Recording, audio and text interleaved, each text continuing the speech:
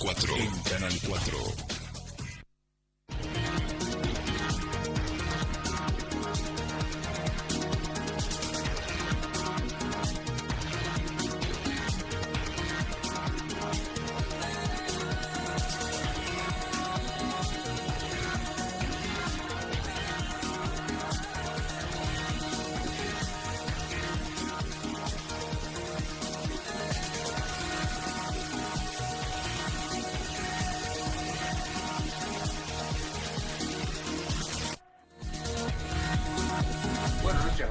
Gracias por estar nuevamente con nosotros. Esta noche, como siempre, tenemos algunos invitados que estimamos van a presentar los temas que determinaron su invitación para que compartamos este espacio, que van a hacer que ustedes se queden allí sentados a lo largo de esta hora y al final de la misma se levantarán satisfechos porque creo que el programa de hoy nos va a enriquecer a todos.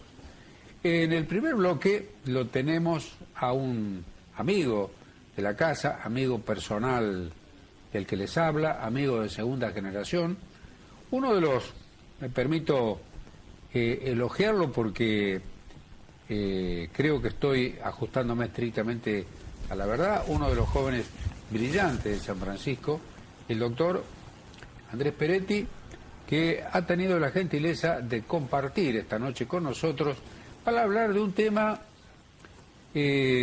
poco conocido. El doctor Peretti es especialista en Derecho Tributario y hoy nos viene a hablar nada más ni nada menos que de las nuevas técnicas de investigación que están desarrollando los organismos del Estado destinados a la recaudación. Hola Andrés, gracias por compartir este primer bloque con nosotros. Buenas noches, gracias por la invitación, por supuesto.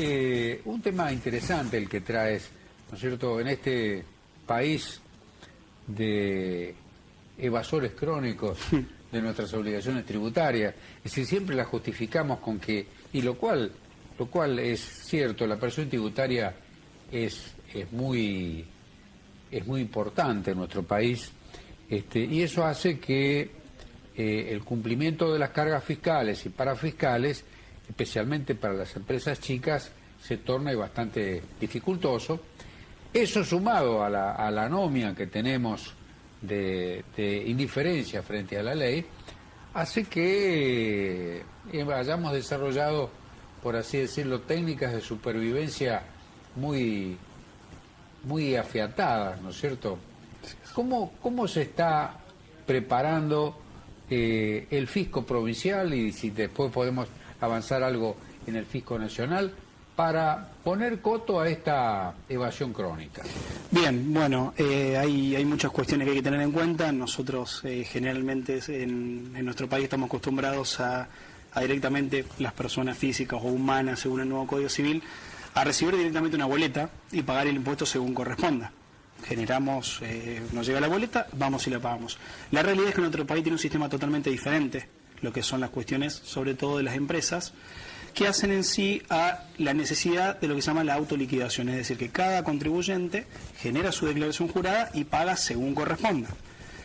La contracara de esa posibilidad que tiene el contribuyente de ese deber son las facultades y las herramientas que tiene el fisco para controlar que ese tipo de declaración jurada y ese pago se ajuste a la realidad económica de cada contribuyente. Sí, a diferencia de lo que ocurre, por ejemplo, en el impuesto inmobiliario, exacto, la tasa de servicios, la patente que se pagan por los vehículos. Sí, que el gobierno le dice, doctor Peretti, a usted le toca pagar tanto. Así es. Hay impuestos como, por ejemplo, ganancias, IVA, bienes personales, lo que hace ingresos brutos a nivel provincial, que el contribuyente los autoliquida, hace su propia declaración jurada y le dice al fisco cuánto debo y aquí está la plata. Totalmente. Esa es la regla a nivel país. Es lo que sucede, más allá de que, por supuesto, la persona humana como nosotros nos llega una boleta a la casa. Las empresas no pagan de esa manera. Pagan conforme a una declaración jurada que van generando. La contracara de esa facultad es la posibilidad que tienen... Claro, la manifestación de riqueza agravada es diferente. Totalmente. Una cosa es un bien y otra cosa es una actividad. Totalmente. Entonces, ¿cuál es la contracara de esta posibilidad que tiene el contribuyente? Este deber que tiene el contribuyente de generar su declaración jurada y pagar, es las facultades que tiene el fisco de verificar, de controlar, de que realmente sea de acuerdo a la capacidad contributiva, que está realizado según la realidad económica de cada contribuyente en particular. Hay muchísimas herramientas con las cuales cuenta el fisco. De hecho, la Ley de Procedimiento Tributario Nacional, que después se replica a nivel provincial y municipal, dice que el fisco, sin importar cuál de los tres, tiene amplias facultades para verificar al contribuyente. Ahora, existen, digamos, facultades que son más tradicionales. La más normal, y que es terror de los contadores, de toda la gente que se dedica a esto, por supuesto nuestro también, es el tema de los requerimientos. Llega un pedido de información específica al cual se le dice contribuyente, dígame cuánto ingresó, acompáñeme tal documentación para acreditar una determinada operación. Lo otro que sucede también está relacionado con la exhibición de los libros y eventualmente algún allanamiento. Esas son, digamos, las tres cuestiones, por supuesto, de mayor a menor en cuanto a gravedad de incidencia de que le toca a cada uno de los contribuyentes. Otro de los temas que vemos que se está desarrollando mucho, Andrés, es que con el avance en materia informática, las bases de datos se entrecruzan, es decir, el Fisco Nacional tiene acceso a las bases de datos del Fisco Provincial y Municipal y viceversa. Es decir, cada vez los fiscos tienen un conocimiento más exacto de la realidad patrimonial y empresaria de los contribuyentes. Es correcto. Realmente cada vez se entrecruza más, pero sigue siendo igual una herramienta que, aunque se publicite de esa manera, es una cuestión más complicada. No se hace tanto como debería, sin ir más lejos. La cuestión del blanqueo, que ha terminado este año, en marzo de este año, la particularidad que tuvo fue la situación de que se ha brindado un montón de información para lograr en sí blanquear estos bienes. Esa información tranquilamente podría ser utilizada tanto sea por los fiscos provinciales como municipales. Pero y eso, creo que hubo un pedido de que la provincia y los municipios se adhirieran totalmente, pero eso ya terminó. Eso ya ha terminado. Digamos, la posibilidad de que los municipios y las provincias se adhieran al blanqueo ya terminó con el mismo blanqueo. Ha finalizado nomás. Después, si la provincia y los municipios quieren hacer un blanqueo, bien, pero no es el caso. La ley nacional en sí, que terminó su vigencia en marzo pasado, daba la posibilidad y la invitación a los municipios y a la provincia para que se adhieran. Muy pocos se han adherido, muy pocos. El caso de Coro no fue el caso, y menos la Municipalidad de San Francisco. La información que han tenido, que ha recolectado la AFIP, o sea, el ente nacional, es muchísima, de muchos contribuyentes. Y tranquilamente podría ser pedida por los fiscos para lograr en sí determinar los tributos que corresponden a su órbita. Pero es una situación que aún es temprano, pero aún no ha sucedido. Bien. Nos estaba diciendo de las nuevas técnicas de sí, control anti-evasión. Correcto. Las cuestiones que se están dando, en particular, como le decía, hay técnicas que son más comunes y más habituales, como son los requerimientos y el tema del pedido de información en relación a los libros, la exhibición. Sobre esas técnicas son habituales y tradicionales, pero se está dando una discusión muy particular sobre el tema de la prohibición de autoincriminación. ¿Hasta qué punto, si yo tengo la posibilidad de darle al fisco una determinada información, no me va a jugar el día de mañana en contra? En cuestiones que hacen a lo tributario, a lo penal tributario y a lo penal sancionatorio. ¿Hasta qué punto no me perjudica y está violando en sí mi derecho de no declarar contra mí mismo? Claro, es decir, porque estas normas tributarias están entremezcladas. No solamente dicen qué es lo que hay que pagar, sino también dicen cuáles son las sanciones para el que no cumple. Es correcto. ¿No es cierto? Entonces, hay multas, eventualmente multas, o si no... segunda parte, que es de naturaleza tributaria, pero está teñida con lo penal, también está cubierta con las garantías propias de la garantía constitucional propia del derecho penal. Totalmente. Sí, en el derecho tributario tenemos dos ramas sancionatorias bien distinguidas. Por un lado, la cuestión infraccional, que hace la aplicación de las multas por incumplimiento, ya sea a los deberes materiales, es decir, el no pago, o a los deberes formales, incumplimiento de falta de presentación de declaración jurada y demás. Y ya después, por otro lado, además de lo infraccional, tenemos las cuestiones penales tributarias, que implican con una sanción de pena de prisión efectiva, que habrá que ver, por supuesto, la sanción si corresponde o no. Claro, por los montos. Exactamente. Pero sí, la ley, o sea, tenemos una... Preguntando así, ¿no es cierto? ¿Esta sanción de pérdida de la libertad se da también en las evasiones provinciales o solamente el Fisco Nacional? Con la modificación de la Ley Penal Tributaria, que fue en 2014, se han incorporado por evasión de tributos provinciales y de Ciudad Autónoma de Buenos Aires, no municipales. No municipales. No. Es decir, creo que eso, el universo de los contribuyentes no lo tienen presente a esto. Y además, la posibilidad de aplicar las sanciones penales como partícipes necesarios a los asesores impositivos. Sí, hay una cuestión. Eso se ha dado famoso con el caso Messi, claro, con claro, su contador, con su padre y demás claro, cuestiones. pareciera ser que el infractor solamente el contribuyente que evadió, pero si la evasión se hizo sobre la base de un asesoramiento técnico, quien lo asesora para no pagar estaría incurso o partícipe de ese delito, no como autor, sino como instigador, como partícipe necesario, sí. ¿No es cierto? Sí, deberían ser participación igual muy particular. La regla es que la persona que firma la declaración jurada es el contribuyente, con lo cual él es la persona que está maquinando todo eso. Después, si hay personas atrás, es una cuestión de prueba bastante más compleja. Sí, pero está la posibilidad. Totalmente, sí. Bien, sigamos con este tema de las nuevas técnicas de investigación. Bien, obviamente que la tecnología, el crecimiento, el avance de la tecnología hacia la eficacia y la eficiencia de la recaudación. Sin ir más lejos, las categorías más altas de monotributos ya directamente están con el tema de la factura electrónica, que más allá de la cuestión de la moda ecológica, de la moda verde, de ahorrar el papel en sí, tiene una función netamente de control. Al fisco le es mucho más fácil que el contribuyente haga sus declaraciones juradas de forma electrónica, porque ellos tienen acceso en todo momento a toda la información, claro, sin necesidad de solicitarla. Claro, pero online, Andrés, porque cuando emito una factura electrónica, automáticamente se la estoy comunicando al fisco. Totalmente. O sea, el fisco sabe día a día lo que el profesional o el empresario está facturando. Así es, entonces tiene esa inmediatez que necesitan estas cuestiones.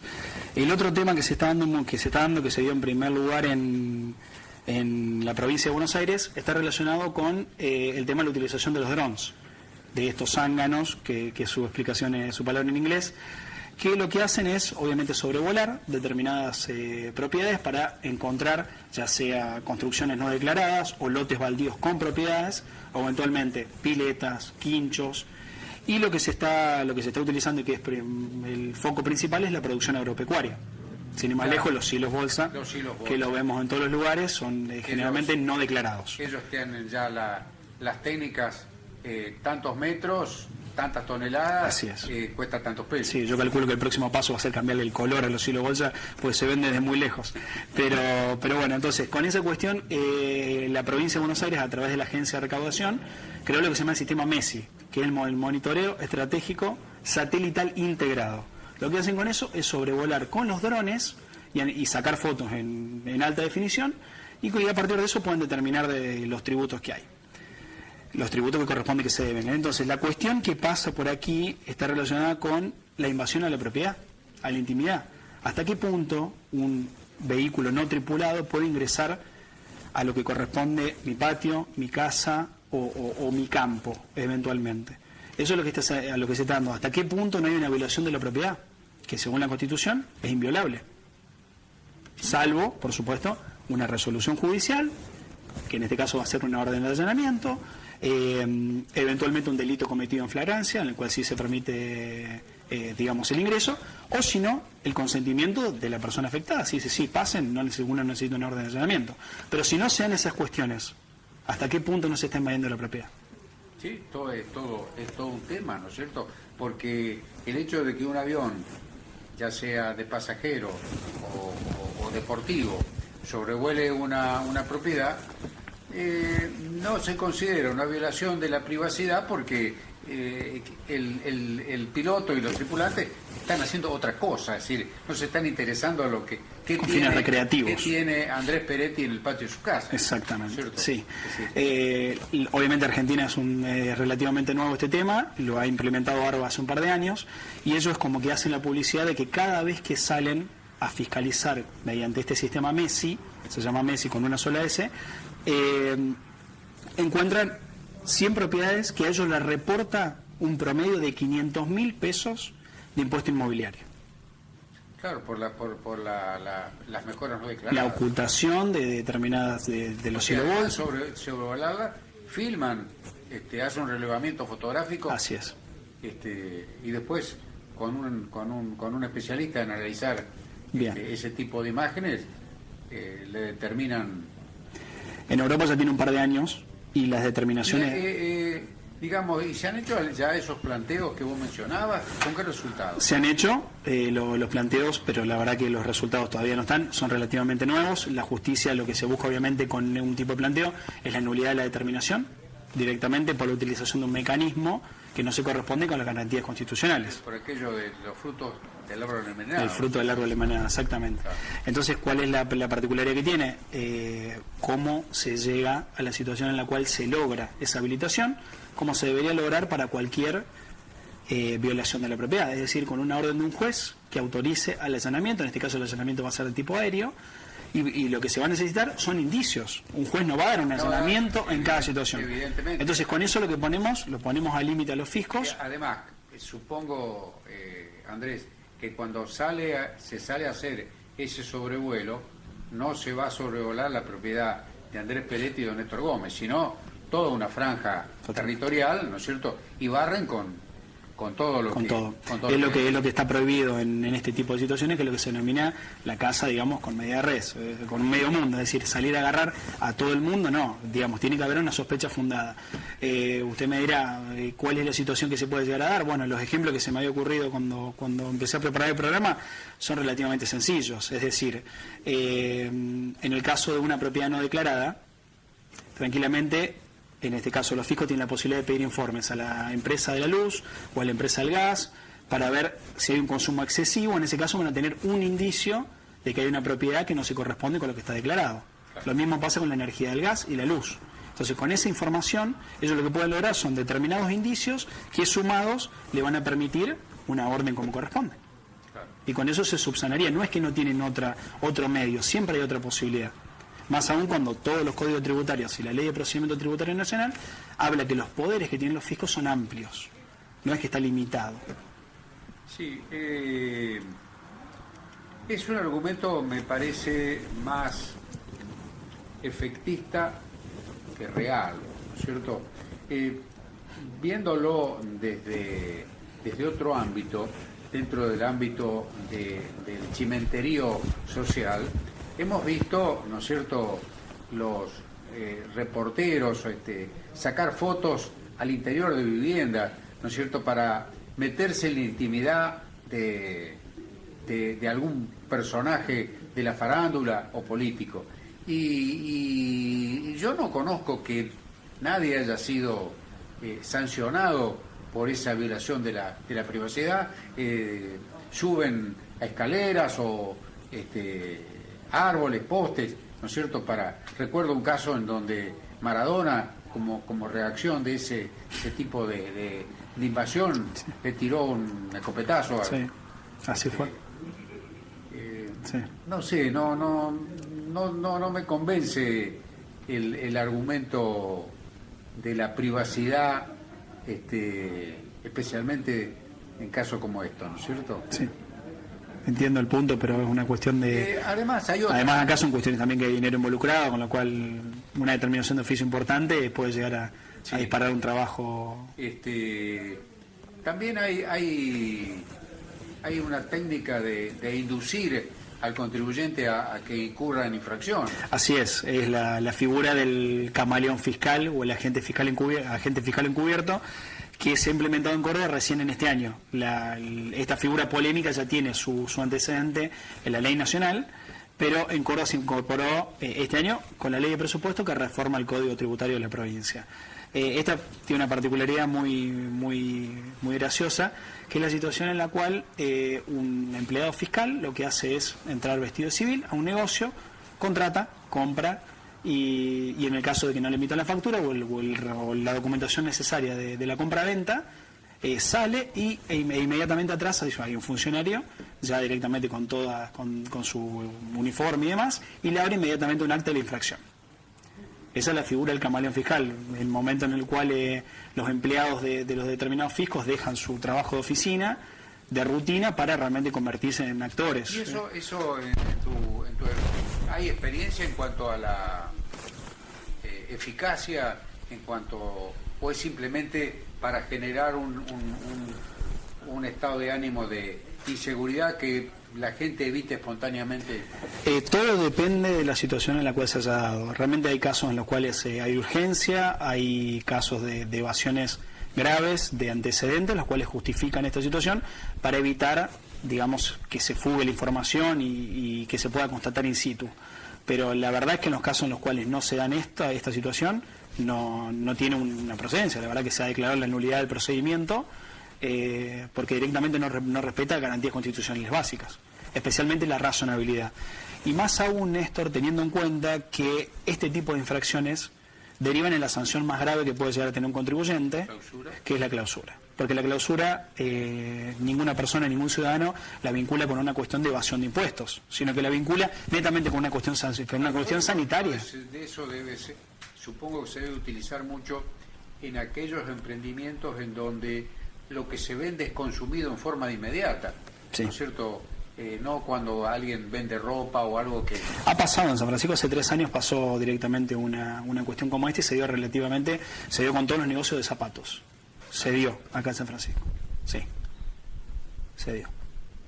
Salieron una tarde los inspectores. ¿Eso es una situación que se está dando solamente aquí en el Fisco de Córdoba? ¿O? No, la historia es nacional, en Córdoba recién a partir de este año. La FIP ha venido, la FIP en sí, a determinar impuestos nacionales. Pero las rentas de Córdoba recién este año tienen la herramienta para utilizar. ¿Y la FIP tiene técnicas así investigativas diferentes a las de las provincias? No, generalmente las técnicas de las provincias y de los municipios son una réplica inmediata de la Ley de Procedimiento Tributario Nacional. Generalmente coinciden. El tema del dron es algo relativamente moderno. No sé si esto está dentro de la línea que vos estás planteando, ¿no es cierto? Pero tengo conocimiento, ¿no es cierto?, que dentro de las técnicas disuasorias que utiliza especialmente el Fisco Nacional es iniciar una inspección y prolongarla indefinidamente en el tiempo, sí. como generando en el contribuyente una sensación de inseguridad permanente porque no sabe cuándo va a terminar y le siguen pidiendo... información permanentemente. Sí, es una técnica. Sí se utiliza. Claro. Sí, es correcto. Bien, Horacio, ¿qué más nos trajiste hoy? No, era el comentario de esa situación. Realmente que lo importante de toda esta información es saber que existen medios de defensa para estas cuestiones, porque, digamos, tanto sea en el caso de los drones como en el caso del agente fiscal encubierto, siempre tiene que haber un antecedente, no es una cuestión de que el fisco avance sobre garantías constitucionales básicas e irrenunciables como la que tenemos los contribuyentes. ¿Tiene en esta época en que estamos viviendo, el fisco se viene saltando vallas, especialmente en los trámites de ejecución, ¿no es cierto? Prácticamente pretende llegar a una sentencia para ejecutar casi sin litigio previo? Sí, eso. Generalmente, digamos, se da la particularidad que el contribuyente prefiere no presentar ningún tipo de defensa. Voluntaria o involuntariamente no lo hace. Entonces eso le facilita el trámite. Directamente ni se dicta sentencia. Claro, lamentablemente, ¿no es cierto?, el dominio de esta área del derecho, el derecho tributario, no suele ser patrimonio del abogado común, el litigante común, ¿no es cierto? La mayoría somos un poco todólogos, ¿no es cierto? Y esto ya requiere, como la gente que hace derecho penal, una especialización, ¿no es cierto? Que bueno, tiene que llegar también a este tema para que la defensa sea eficaz. Así es correcto. Horacio, te agradezco que hayas compartido con nosotros esta visión de esta realidad en la que estamos inmersos. Creo que nuestra audiencia ha de sacar algunas conclusiones importantes. Te agradezco que una vez más hayas compartido este momento y, como siempre, te estaremos molestando cuando se nos ocurra alguna otra cosa para... Bien, a ustedes, como siempre, gracias por la invitación. Uno se siente muy cómodo acá. Bien, vamos a un corte comercial y luego seguimos con un tema totalmente distinto. Vamos a un emprendimiento de Cáritas que creo que es trascendente para la ciudad.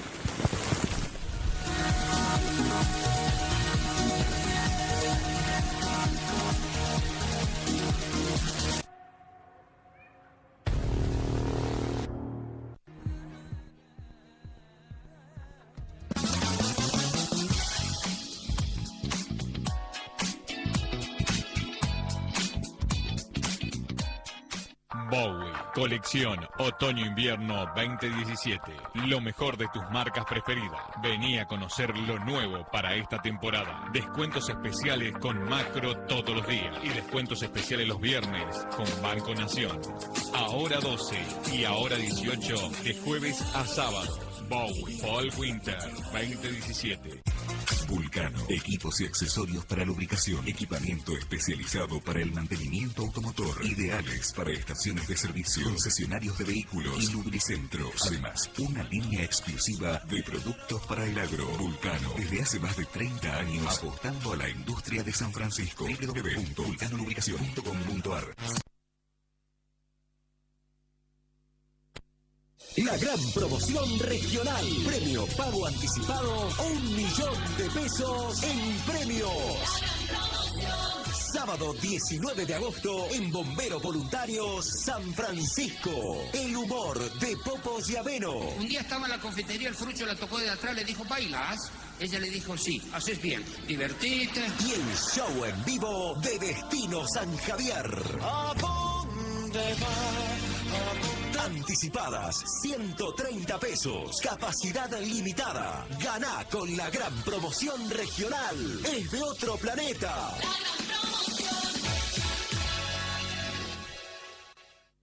La tarifa social de EPEC se amplía a 230.000 familias. El gobernador Juan Schiaretti firmó el decreto que amplía el beneficio de la tarifa social eléctrica a sectores con ingresos por debajo de la línea de la pobreza. El beneficio se aplica hasta los primeros 150 kilovatios de consumo mensual y si se supera ese margen, se aplicará la tarifa residencial. La medida beneficiará a más de 230.000 familias y apunta a reducir la incidencia de la factura en los sectores de menores recursos. Córdoba entre todos. Gestión con sensibilidad social.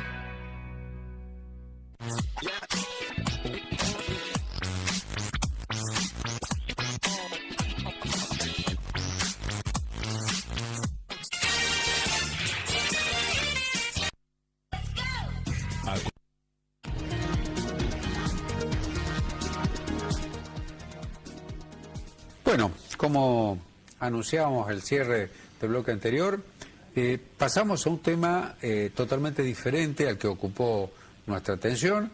El ingeniero Emilio Amé está con nosotros, una vez más trayendo en este caso algún proyecto que está vinculado Cáritas Diocesana. Emilio, Cáritas Diocesana San Francisco. Gracias por compartir con nosotros estas noticias que son buenas noticias, ¿no es cierto? Buenas noticias en el sentido de que primero se trata de un emprendimiento de solidaridad social tan necesaria en estos tiempos y que además viene a contribuir a la solución de un problema crónico, grave, largo, que es el tema del déficit habitacional.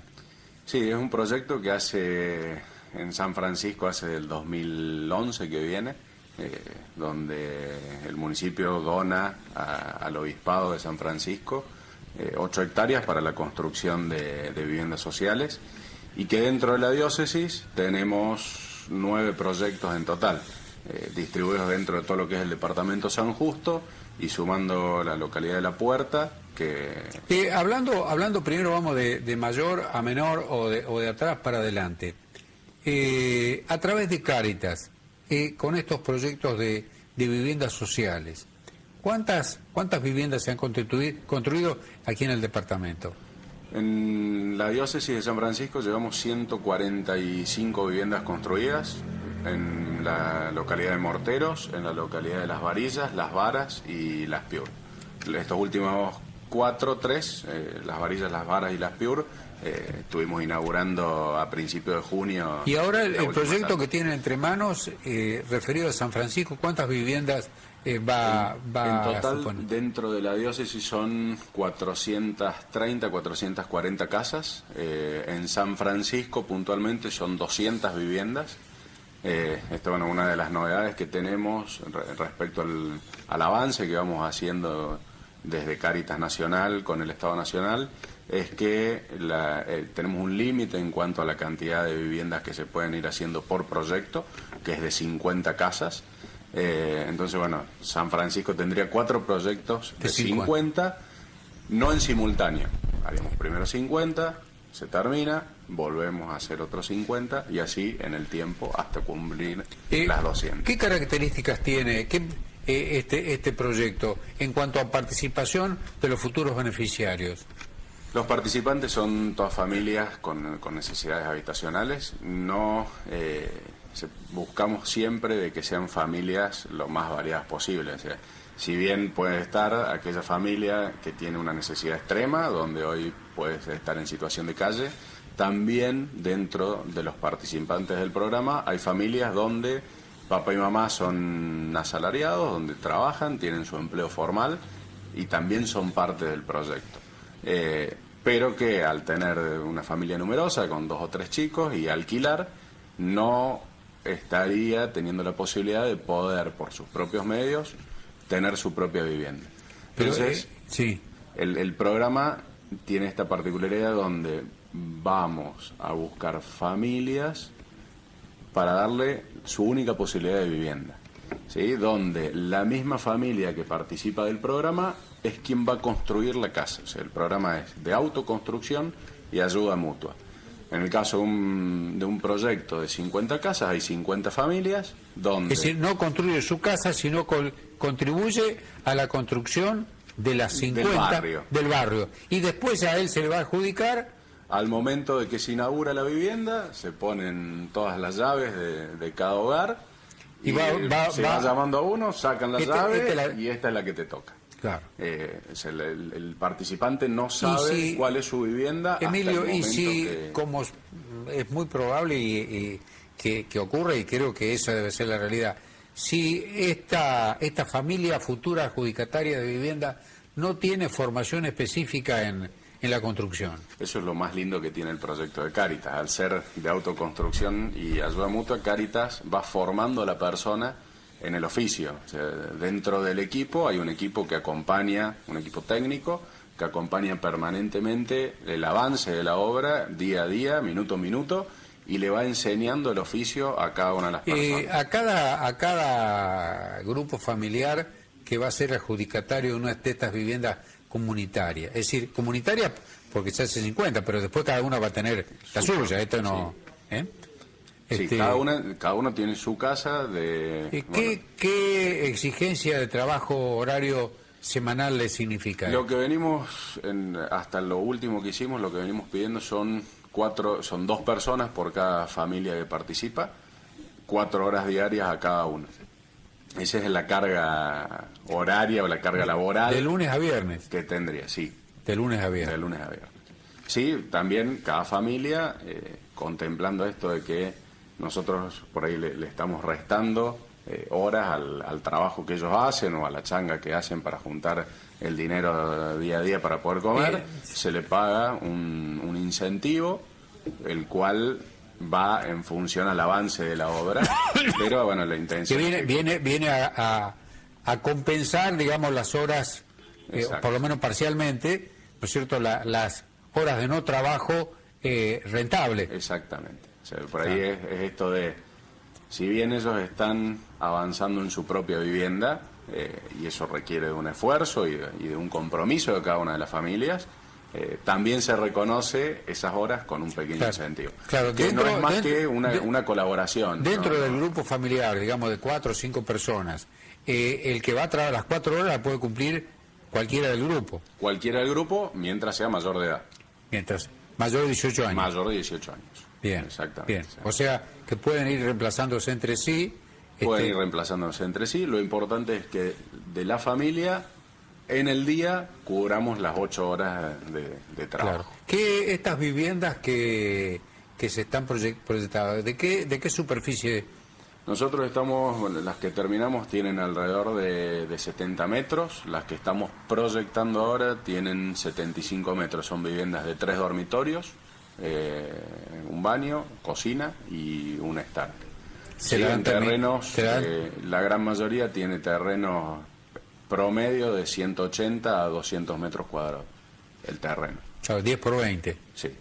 Es decir, le dejan un espacio como para alguna ampliación, una cochera, una ampliación de comedor. A ver, lo que normalmente técnicamente se habla es que cuando vos haces una vivienda de 3 dormitorios, ya la posibilidad de ampliación solo va al espacio común o a una cochera. Es muy difícil que se agregue un cuarto dormitorio porque ya estaría obligando a hacer un segundo baño. Entonces, por ya para la economía familiar sale de escala, porque es la parte más cara de la... Si bien el participante va a estar capacitado para poder hacerlo, lo que es medio difícil que lo puedan lograr. ¿Y ellos hacen tareas de albañilería, de plomería, de todo? O sea, se los va capacitando en todo. Obviamente que en la instalación de gas, un gasista matriculado. Claro. En la parte eléctrica, hoy EPEC tiene una normativa donde hay que estar registrado. Entonces, bueno, seguramente lo harán electricistas que estén registrados o haremos dentro de cada una de las familias, capacitaremos a gente que lo pueda hacer. El aporte que hace el Estado y que va a administrar Cáritas, ¿financia el 100% de la vivienda? Sí, el Estado... porque hay algunos planes que dicen, bueno, financio el 70, el 30 lo tiene que... No, el Estado, el proyecto tiene 3 patas importantes. El Estado Nacional, quien es el que pone el recurso monetario, el Estado Municipal, quien es el que pone las tierras y la infraestructura, y Cáritas... La Municipalidad de San Francisco ya puso las tierras. Ya puso las tierras y estamos avanzando en la parte de infraestructura. Infraestructura llamamos agua, cloaca... Cloacas, alumbrado público, cordón cuneta y un ripiado en las casas. Lo que tiene este plan de vivienda, en comparación de todos los que ya hemos ejecutado, es que se prevé que aquella infraestructura que el municipio no provea, Cáritas lo puede gestionar paralelamente al proyecto. Entonces, es decir, pedir un aporte adicional. Un aporte adicional a lo que ya tenemos cerrado por cada vivienda, se puede pedir un aporte adicional para decir, bueno, vamos a avanzar, por ejemplo, el Estado Municipal no tiene previsto en algún municipio del interior, no tienen cordón cuneta.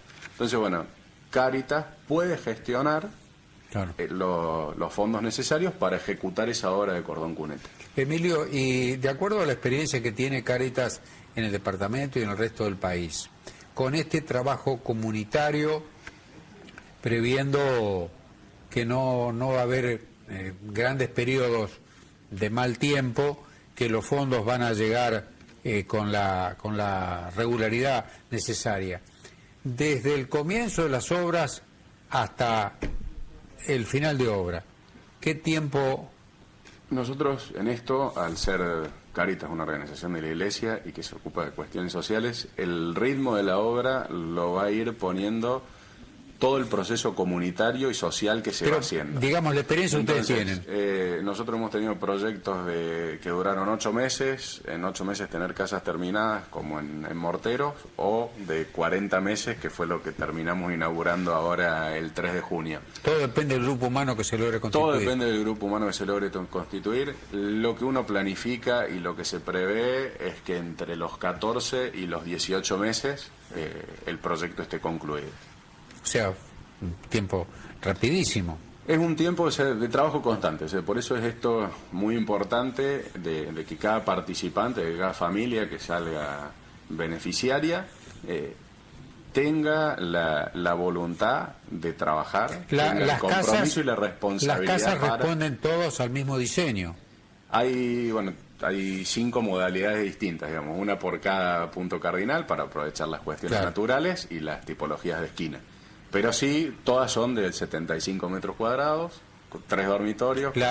Toda la planimetría necesaria la aporta Cáritas. No, nosotros tenemos un equipo diocesano, que está el arquitecto Diego Gramoy, quien es el que diseñó esta tipología de vivienda que estamos tratando de cerrar para los próximos proyectos. Es decir, cuando ustedes presentan el proyecto al Estado, presentan también el proyecto de vivienda. De vivienda. Cada diócesis es autónoma en cuanto a la forma de la casa, a los materiales que se usan, a cada uno cómo lo quiere gestionar. Nosotros somos autónomos en qué presentar.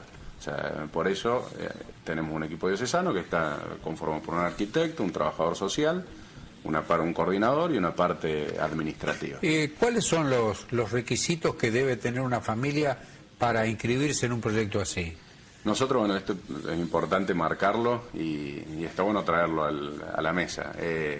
Nosotros hoy, para lo que es San Francisco y para lo que es cualquiera de todos los proyectos, el relevamiento de las familias ya está realizado. O sea, en San Francisco en el 2011 tuvimos 2.000 familias inscriptas y con esa base de datos hoy ya estamos trabajando para ¿Y dentro de ese grupo entran por sorteo o hay un puntaje por cantidad de hijos? Dentro de Cáritas Nacional hay un equipo técnico conformado por trabajadores sociales, sociólogos, que buscan la mejor conformación del barrio.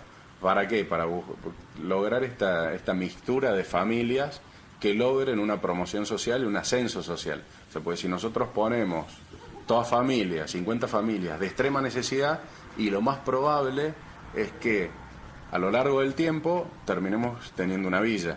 Claro. En cambio, si mezclamos una familia de mucha necesidad con una familia que tiene papá y mamá que trabajan, estás haciendo una promoción. Nivelan para arriba. Nivelamos para arriba. O sea, claro. y esa mixtura la arma Comisión Nacional. Nosotros en eso lo que hacemos es juntamos todos los datos, se mandan a comisión y ellos arman y deciden quiénes van en cada uno. Mientras está el proceso de construcción, no pagan nada. Entran a pagar con la llave. Cuando se termina, el Estado lo que nos pide es siempre, y también esto es un pedido de Cáritas, de que nosotros no regalamos las cosas. Si bien acá la familia trabaja para tener su casa, también le pedimos... Eso hace que el costo sea menor. O por ahí, a lo mejor el costo es el mismo que paga el Estado en un municipio, haciendo la vivienda a través de un municipio, pero la calidad de la vivienda o la cantidad de metros cuadrados que tiene la vivienda de Cáritas es superior a lo que hace una empresa privada. ¿Qué le puede salir a un grupo familiar de cuota mensual? Bueno, esto es, una vez que se termina, Cáritas pide, el Estado Nacional, en el convenio está marcado que hay un recupero, que se llama un pago de una cuota, que se establece según la posibilidad de cada una de las familias. Hoy, por ejemplo, el promedio está en alrededor de 5 bolsas de Portland mensuales, durante 10 años. O sea, que hoy, dependiendo de la localidad, está entre 800 y 1.000 pesos. Con ese dinero, Cáritas lo vuelve a utilizar en programas sociales dentro de la misma comunidad. O sea, que es dinero que vuelve a invertirse y a ponerse en movimiento dentro de la comunidad. O sea que el costo es menor que un alquiler, es Sí, muy menor. Un alquiler de una casa de 75 metros, 3 dormitorios. Estás pagando 4.500, 5.000 pesos de alquiler y estás pagando 800 o 1.000. La cuota por algo que es tuyo. ¿Y cuándo largamos, Emilio? No, es una muy buena pregunta.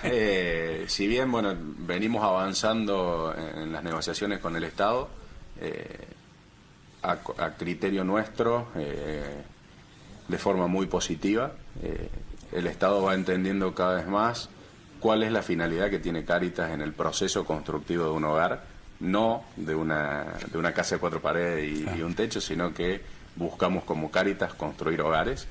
Entonces, el tiempo es mucho más largo para lograr un cierre.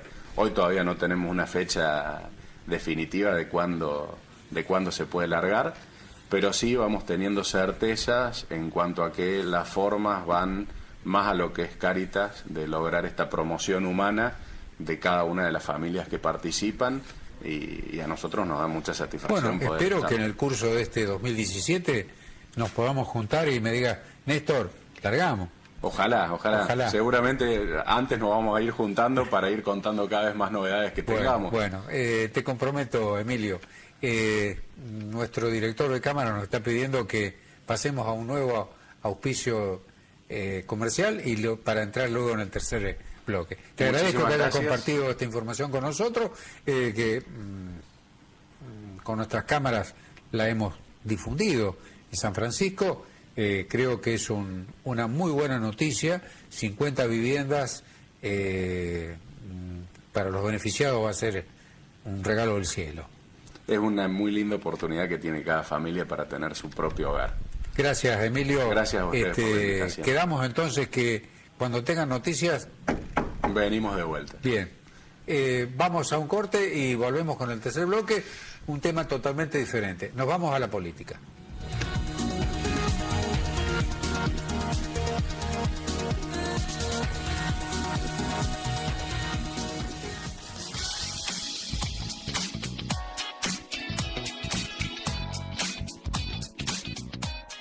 Vení a Cento y descubrí los productos para que disfrutes de tu hogar.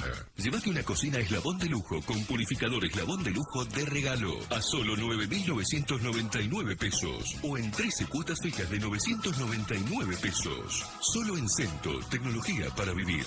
25 de mayo 2140, San Francisco. Car Service Lubricentro. Cambio de aceites y filtros. Alineado, balanceado, tren delantero, suspensión, frenos, venta de repuestos y accesorios, cubiertas y batería Farta. Todo lo que tu vehículo necesita en un solo lugar. Trabajamos con todas las tarjetas. Belgrano 1070. Teléfono 15 57 74 94 y seguinos en Face. Evolucionamos juntos y reevolucionamos las ofertas en Musimundo. Llévate el producto que querés con un 20% de descuento en 24 cuotas y empezá a pagar recién en agosto. Solo con Crédito Musimundo. Parte de tu mundo. En San Francisco hacemos. Hacemos más obras para seguir creciendo. Gracias a las gestiones del intendente Ignacio García Aresca y al constante apoyo del vicegobernador de la provincia, doctor Martín Yarzora, estamos avanzando en la construcción de la cuenca Avellaneda con una inversión de 58 millones de pesos y en la cuenca oeste con 26 millones de pesos. La sistematización de estas cuencas permitirá evacuar rápidamente las aguas pluviales, aliviando el volumen de los canales existentes y evitando así las terribles inundaciones que hemos tenido que vivir. En San Francisco, hacemos. Municipalidad de San Francisco. Gestión Ignacio García Aresca, Intendente.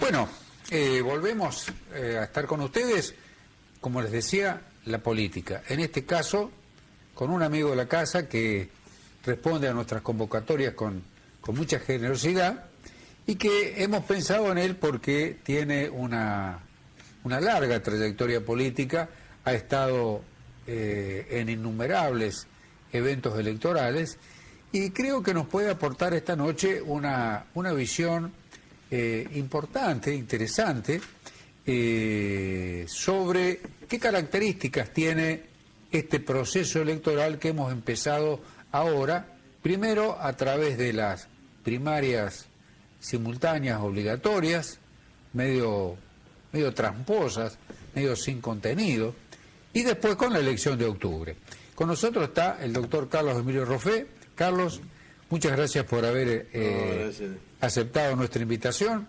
Como decía, usted tiene una larga experiencia en su trayectoria política de haber participado en muchos eventos electorales. ¿Cómo está viendo concretamente este proceso electoral que empezamos con las PASO y después seguimos en octubre? Bueno, en realidad yo digo que es lamentable que las PASO no sean usadas como tal, no sean útiles como una primaria obligatoria, porque lamentablemente los candidatos, los distintos partidos, en vez de llegar a las primarias con varios candidatos para que la gente elija o determine a cuál le parece mejor para ir a la elección general, lamentablemente siempre los candidatos son elegidos a dedo y llegan a las PASO como para hacer una preelección. Bueno, nosotros lo que decimos es que creemos que estamos como oficialismo nacional, tenemos que defender la situación de que esta es una elección nacional. Aunque algunos quieran provincializar la elección, como se dice, llevar el tema a otro lugar, a otra circunstancia, Nosotros creemos que esta es una elección, sin duda que es una elección nacional donde se eligen legisladores nacionales y creo que hay que enfocar en ese lugar la cuestión y explicarle a la gente qué es lo que se busca, hacia dónde vamos y qué estamos tratando de lograr en forma clara, concreta, concisa, para que el elector pueda votar ese día con toda claridad, ¿no? Carlos, usted está militando en el espacio Cambiemos. Exacto. ¿Qué pasó que, a diferencia de otros espacios políticos, como Unión por Córdoba, no ha habido consenso en una lista única, ¿no es cierto? Y es el único partido oficialista que tiene que pasar por esta... Exactamente, con dos candidatos. Con dos candidatos. Bueno, yo creo que en primer lugar el respeto a la democracia, es decir, todos los candidatos, los sectores de los distintos partidos que querían intervenir en esta elección tenían el derecho. En realidad me parece que, el radicalismo no ha logrado hacer una síntesis de sus propios candidatos, porque en Cambiemos forma parte de Cambiemos la Unión Cívica Radical, pero el otro candidato que se va a presentar por la Unión Cívica Radical sería un desprendimiento del partido que no está en Cambiemos. Entonces, esta situación ha generado de que se presenten dos candidatos de distintos sectores. De cualquier manera, nosotros estamos confiados, creemos que Baldassi es un excelente candidato, es un hombre muy sencillo, muy dedicado, y que los candidatos que lo acompañan en la lista también son muy interesantes. En el caso nuestro en San Francisco, Luciano Stoppani es candidato a diputado en la lista suplente, así que nosotros creemos que tenemos que trabajar sobre eso, tenemos que estar tranquilos, pero trabajar intensamente, porque del otro lado tenemos el oficialismo provincial, encabezado por Yarlora, que tiene, el oficialismo provincial se caracteriza por tener una gran maquinaria electoral. Bueno, hoy es uno ¿no? de los temas, ¿no es cierto?, que hacer política es sumamente costoso. Totalmente. ¿No es cierto? Excede las posibilidades del ciudadano de a pie, es decir, alguien que no pertenezca a una estructura de poder, no puede acceder, ¿no es cierto? Yo creo que, fíjese, ¿no? Esta democracia que tanto nos costó conseguir, que ya lleva ya más de 30 años, tiene algunos problemas serios. Un problema muy serio es la corrupción. Y otro problema muy serio es que los oficialismos se eternizan en el poder. ¿Por qué? Porque hay un círculo vicioso en poder. Desde el gobierno se manejan grandes sumas que se destinan a la publicidad, que se destinan a promocionar candidatos con dineros públicos, algo que yo toda la vida lo denuncié. Es decir, yo estoy absolutamente en contra que se usen los dineros públicos para carreras políticas personales. Claro, entonces, en realidad el justificativo es por aquello de la publicidad de los actos de gobierno, que el ciudadano sepa en qué se están gastando los dineros públicos. Pero ¿cuál es el tema? En vez de publicitar los actos de gobierno, se publicitan los candidatos. Claro. Entonces, usted verá que hay muchas, en nuestra provincia, hay lugares en donde se van eternizando en el poder. En la República Argentina hay gobernadores que están eternizados en el poder. En el norte, ¿no es cierto? Exactamente. Entonces, ¿por qué? Porque manejan el aparato del Estado, ese aparato del Estado le permite manejar grandes sumas, esa grandes sumas le permite contratar grandes publicidades, y eso es lo que termina inclinando el voto del ciudadano e impide que se cumpla el principio democrático básico, que cualquier ciudadano tenga posibilidad de llegar. Claro, además, contando con los recursos del Estado, se generan políticas clientelares, totalmente, ¿no es cierto? Y aquellos sectores económicamente más vulnerables que dependen de la ayuda del Estado, son susceptibles de de influenciar, decir, bueno, si no votás en tal sentido, es imposible seguir. Es imposible seguir. Y fíjese usted que ahora el Estado Nacional, en estas últimas elecciones, reparte la pauta publicitaria en forma igualitaria entre los candidatos, entre los distintos partidos. Pero hay partidos que están haciendo propaganda por fuera de esa pauta publicitaria. Entonces, que está prohibido. Claro, pero usted verá de que hay propaganda fija, propaganda gráfica, propaganda que está o pseudo propaganda que se presenta como noticia pero que es propaganda. Entonces eso va determinando ventajas para algunos candidatos que otros no la tienen. Es decir, va instalando una figura como conocida. Claro, exactamente.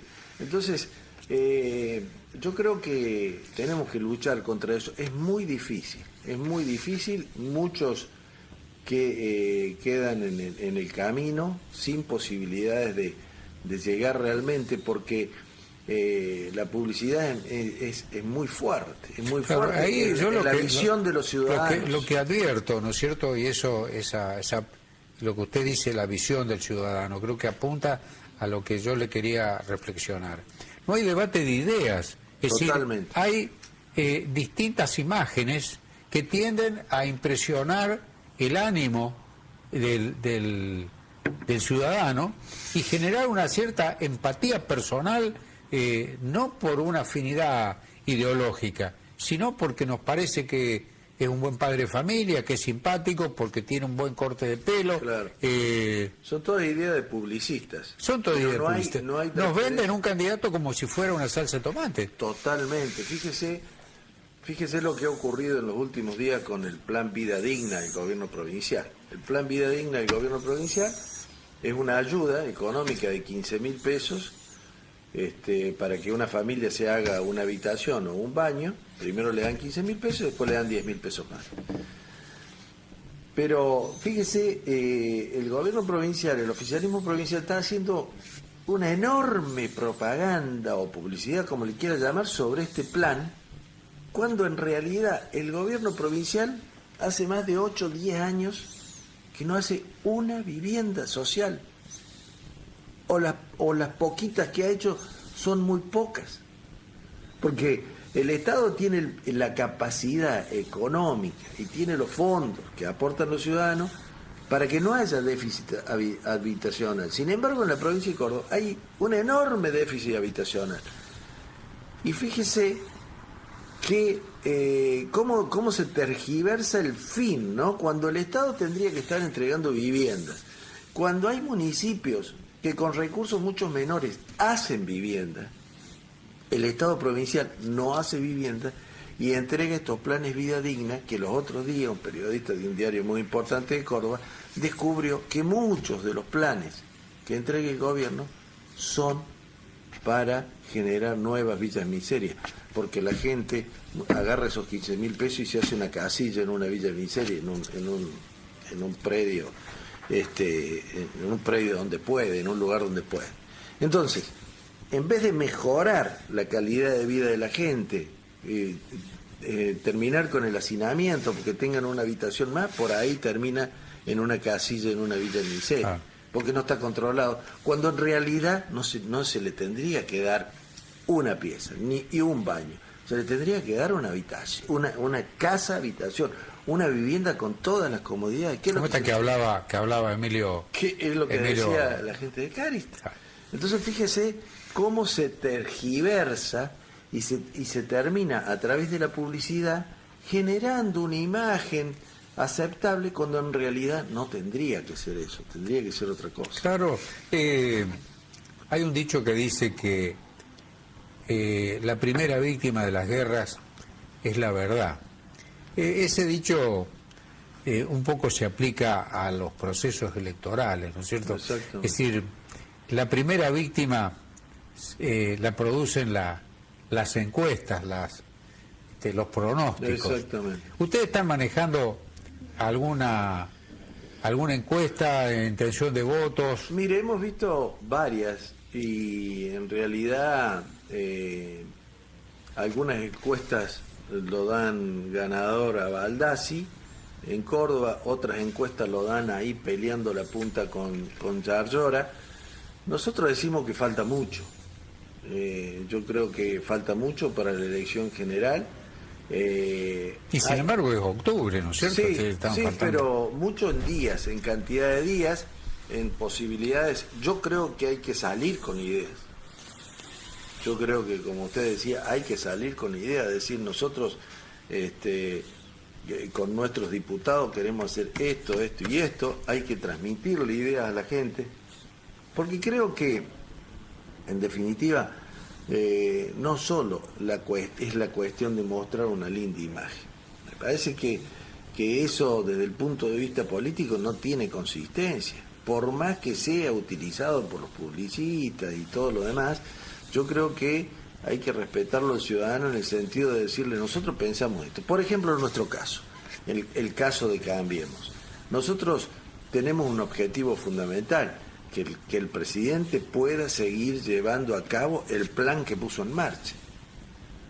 Así como hay otros, desde otros extremos de la sociedad, que hasta han llegado a decir que hay que voltear al presidente, cuando en realidad pensemos que el voto, el mandato del pueblo fue por 4 años. El presidente lleva gobernando 1 año y medio, 2 años.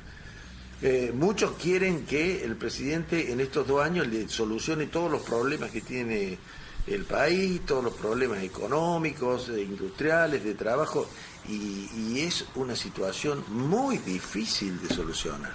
Una situación muy difícil de solucionar, sobre todo poner en marcha la economía, terminar con el déficit que tiene el Estado Nacional.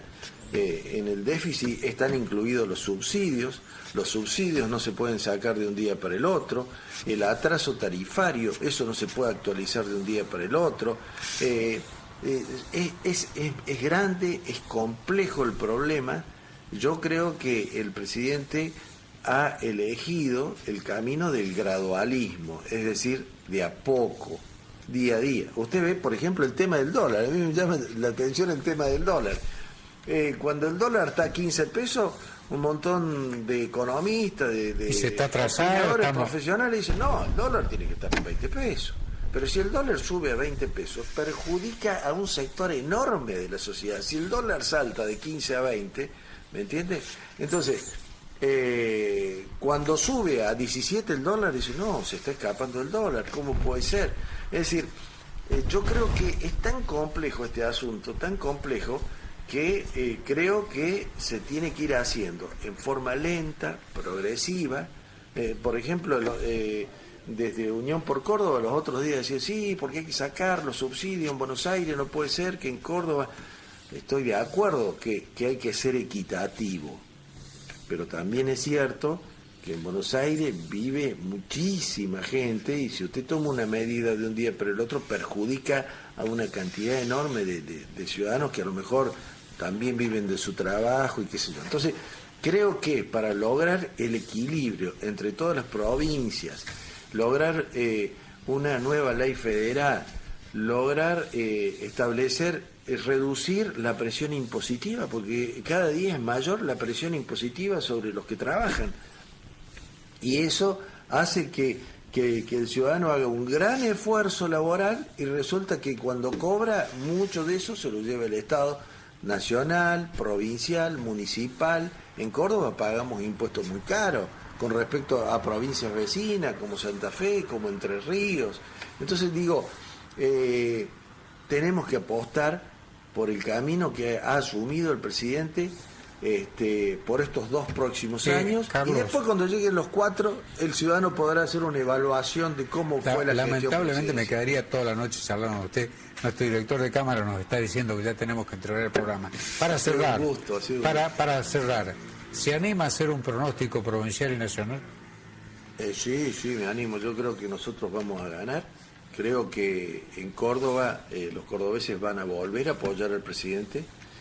Y la gran incógnita me parece que es la provincia de Buenos Aires, pero la provincia de Buenos Aires está gobernada por una persona muy capacitada, la gobernadora Vidal realmente ha resultado ser mucho mejor de lo que pensaban muchos.